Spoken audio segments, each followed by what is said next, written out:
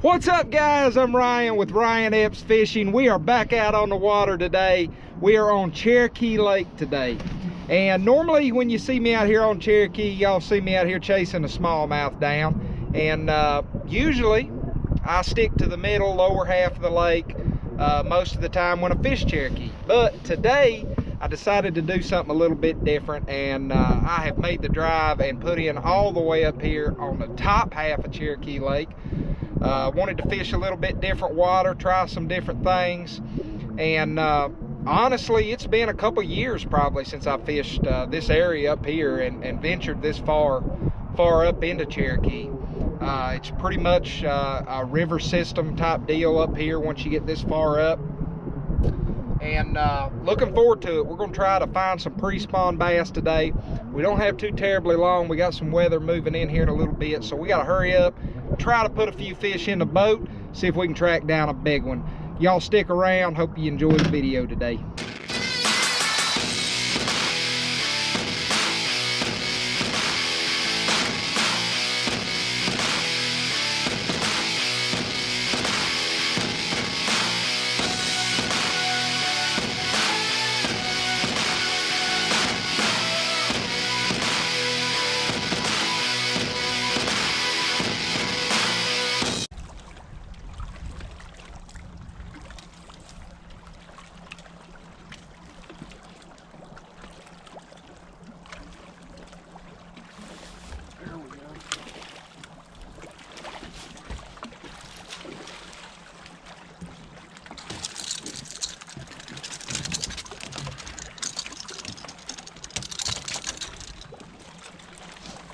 Choked it.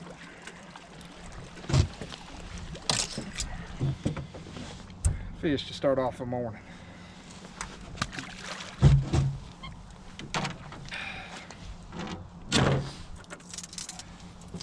I like it.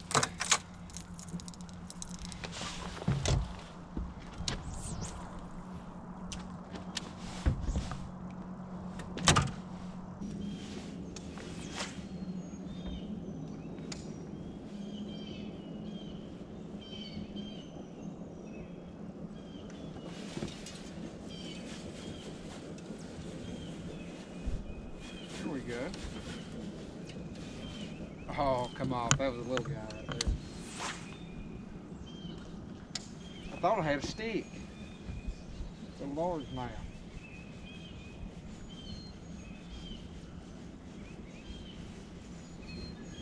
Right there where it ought to be, though, right out here at the mouth of this creek. He didn't hit it not near as hard as that first one did, so I'm just trying to get an action and a color dialed in right now. Is what I'm trying to do.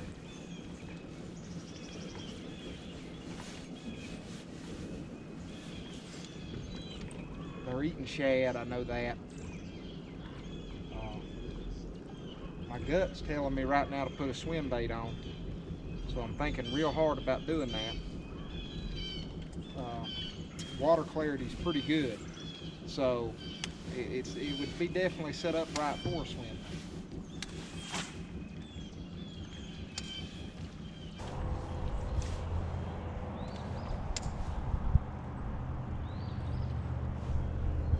The spot right here is just a choke point.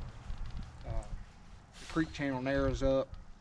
A real narrow passageway through here where this bridge is before it opens up back on in the creek. And it's a great place to concentrate some fish. This spot right here gets hammered a lot. It's an obvious spot, easy to pick out, but never overlook the obvious. Never. It gets hammered a lot for a reason. It's a good spot, especially this time of year when you got fish on the move, fish wanting to get back there in the creek.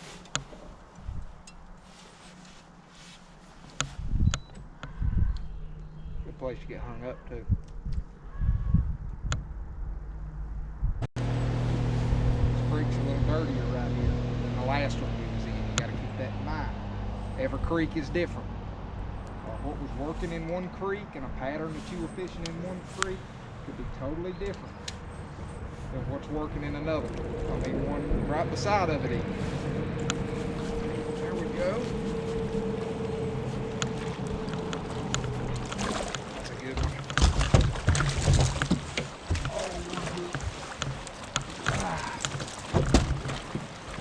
Get in here. There we go. Every creek is different. You gotta adapt. Read the water.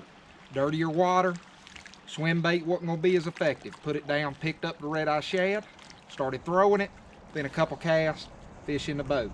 You gotta keep your eyes open and learn what the water's telling you and what the fish are doing where you're at. I like it.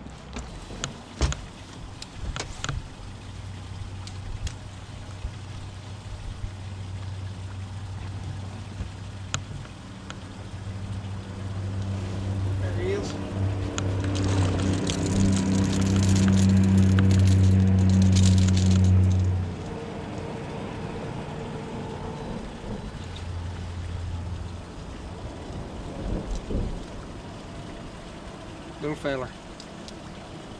I'll take it though.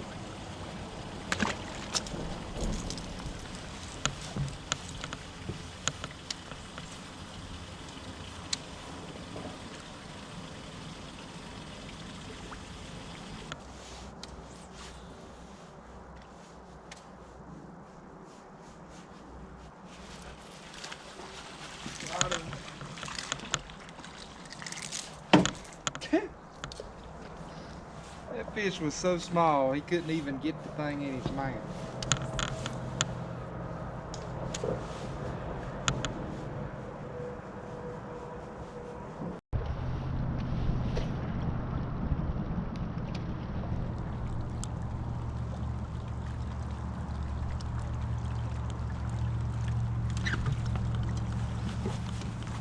There you go.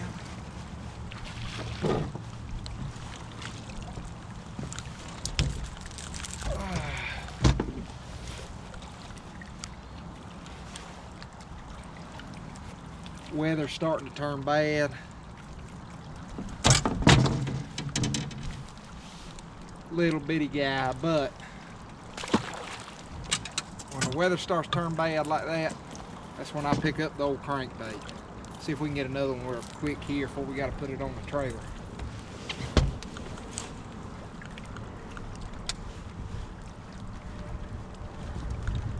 Alright guys, let's talk about what worked today. Had to cut the trip short. A lot of rain moving in for the rest of the day. Pretty high winds, and you know, anytime you get up 15 mile an hour winds, 17 mile an hour winds, you don't want to be on a TVA lake. I can guarantee you that. So going back out tomorrow fishing, not sure where I'm gonna go yet, but you know, I would consider sticking out here and grinding it out, but going back tomorrow, so just gonna call it early and head home, get the boat ready to go try to catch them tomorrow. But let's talk about what worked today. Pretty much all the fish but one came on a lipless. That is a 1/2 ounce Strike King red-eye shad. That color is chartreuse sexy shad. It's one of my favorite colors. A lipless is a fantastic pre-spawn bait, and I like the chartreuse sexy shad anytime you've got just a little bit of stain in the water. It's a very good color. It makes it stand out just a little bit, but not too much. It's got some subtle chartreuse in it. I really like that color. What I'm throwing it on is my Bass Pro Shops cranking stick. This is a 7'6" mag heavy. I paired that up with a Quantum Smoke S3. Fantastic reel. It's a 7.3 to 1 gear ratio reel. It's perfect for springtime lipless baits due to the fact that a little bit higher speed reel, I can burn it. I do have 12-pound line on here today. It lets me fish some shallower areas with it, not get hung up so bad. Just a great all-around setup. The other fish that you saw me catch came on a Rapala DT 10. Now this color right here is an Ike's custom color. This is their blueback herring. It's one of my favorite colors in the Rapala DT series lineup. Fantastic color. I've caught a lot of fish on it. A Rapala DT, I like the DT6s and the DT10s for pre-spawn.